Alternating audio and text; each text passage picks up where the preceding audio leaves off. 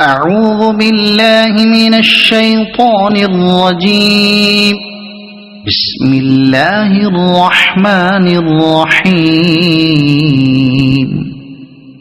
قل أوحي إلي أنه استمع نفر من الجن فقالوا إنا سمعنا قرآنا عجبا يهدي إلى الرشد فآمنا به ولن نشرك بربنا أحدا وأنه تعالى جد ربنا ما اتخذ صاحبة ولا ولدا وأنه كان يقول سفيهنا على الله شططا وأنا ظننا أن لن تقول الإنس والجن على الله كذبا وأنه كان رجال من الإنس يعوذون برجال من الجن فزادوهم رهقا وأنهم ظنوا كما ظننتم أن لن يبعث الله أحدا وأنا لمسنا السماء فوجدناها ملئت حرسا شديدا وشهبا وأنا كنا نقعد منها مقاعد للسمع فمن يستمع الآن يجد له شهابا رصدا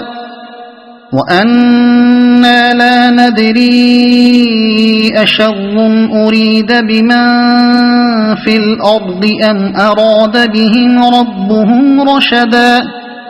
وأنا منا الصالحون ومنا دون ذلك كنا طرائق قددا وأنا ظننا أن لن نعجز الله في الأرض ولن نعجزه هربا وأنا لما سمعنا الهدى آمنا به فمن يؤمن بربه فلا يخاف بخسا ولا رهقا وأنا منا المسلمون ومنا القاسطون فمن أسلم فأولئك تحروا رشدا وأما القاسطون فكانوا لجهنم حطبا وأن لو استقاموا على الطريقة لأسقيناهم ماء غدقا لنفتنهم فيه ومن يعرض عن ذكر ربه يسلكه عذابا صعدا وأن المساجد لله فلا تدعوا مع الله أحدا وأنه لما قام عبد الله يدعوه كادوا يكونون عليه لبدا قل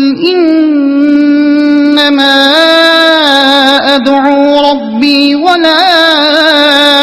أشرك به أحدا قل إني لا أملك لكم ضرا ولا رشدا قل إني لن يجيرني من الله أحد ولن أجد من دونه ملتحدا إلا بلاغا من الله ورسالاته ومن يعص الله ورسوله فإن له نار جهنم خالدين فيها أبدا